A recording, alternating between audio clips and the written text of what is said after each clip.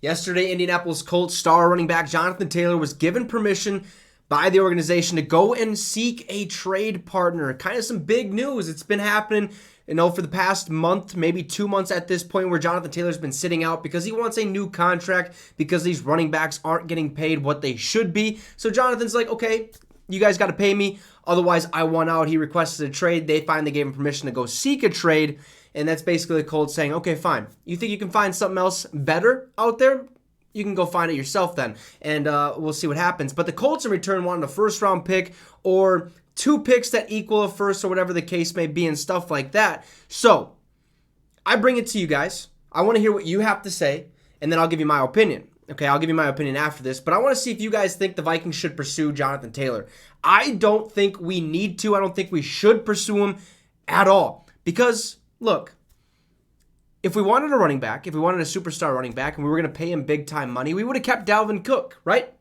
Plain and simple. Dalvin Cook was $14 million against our cap space or whatever it was. So the fact that if we do go out and pursue Jonathan Taylor, it'd be like a spit in Dalvin Cook's face a little bit. Like, why did you do me dirty and go out and get this guy who basically had his worst season last year, only 4 touchdowns, 800-some rushing yards? It wouldn't make sense from that standpoint. Plus, there are other running backs out there that are cheaper and would do just fine as a backup. I don't think we need a starting running back right now. I think Alexander Madison's going to be just fine in that role. I don't even think we need a backup, to be completely honest. I like what I'm seeing out of Ty Chandler. We'll have to see what Kene Nwangwu brings to the table. Dwayne McBride's trying to get in the mix a little bit. All those guys are going to make the team, but as of right now, I think we're okay at the running back position. Like, if we go and get Kareem Hunt, for instance, he's going to be cheap. It'll be a nice backup. It'll be a nice 1-2 punch between him and Alexander Madison, but we do not need to go pursue Jonathan Taylor because I believe he wants like $16 to $17 million a year, that type of deal. And we don't have that cap space right now. Plus, we got to worry about Justin Jefferson, TJ Hawkinson. I mean, we have to get those contracts done. And then next year, we have to worry about Danielle Hunter yet again, even though we did revise his contract for this season. He's going to want more money next year, especially if he has a breakout year, a superstar type of year.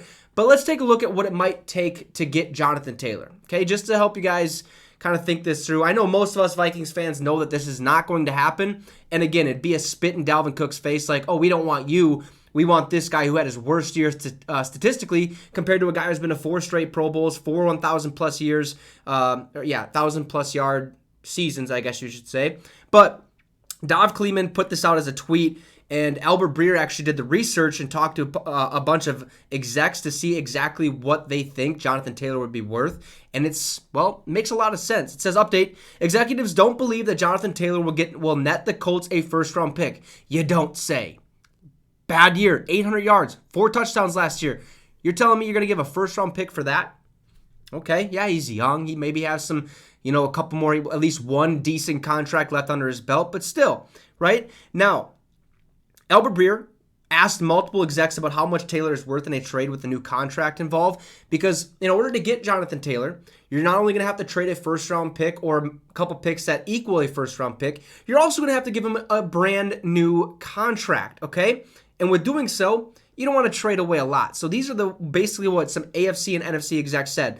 Look, one of them, AFC GM, 2nd-round pick, another 3rd and 5th round pick, NFC exec, package in the value of a 2nd or 3rd, another AFC exec, 3rd or 4th, another NFC, 2nd or 3rd, less than the McCaffrey trade, maybe a day 2 pick, a 3rd round pick, a 2nd round pick, possibly a day 2 pick, possibly a 4th that could turn into a 3rd under playtime accommodations or whatever that word is. It's probably spelt wrong or something like that. I have no idea. But look, right there, that's his value. That's what executives around the league are saying the Jonathan Taylor trade would be worth. You don't want to give any of those up. And if you're the Minnesota Vikings, you don't want to give up a draft pick, period. Okay, because we have a roster that we're going to see some veterans end up leaving within this next season or two. We got to find ways to pay, like I said, Justin Jefferson, TJ Hawkinson, and then Danielle Hunter. This trade it wouldn't make sense at all for our Minnesota Vikings. Yes, in a perfect world, if we had all the salary cap in the world and, we needed a running back and stuff like that, and it would make us an immediate Super Bowl contender, then sure, bring him in. But right now, it doesn't make any sense for the Vikings to go out and pursue him. I want to get your guys' thoughts on this. Should the Minnesota Vikings pursue Jonathan Taylor? If you do think so, tell me what the Vikings should give to the Colts in order to get this running back. Look, I'm not sold on Jonathan Taylor that he's bad. Okay, he's a good running back. He's going to have a bounce-back season, hopefully, but he has to do it with the right team, with the right offensive line, and the right mindset. Right now, his mindset is not great. He'd be a problem in the locker room. Who wants to take on Jonathan Taylor, who's already given up on the Colts because they had one bad season and they won't pay him?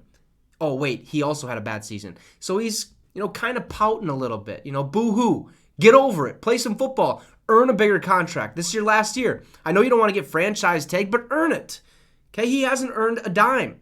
Well, except for getting drafted, obviously. But he hasn't earned a dime to get a contract extension is what I'm trying to say. So this trade to me would not make any sense. The Vikings should not, I repeat, should not pursue Jonathan Taylor.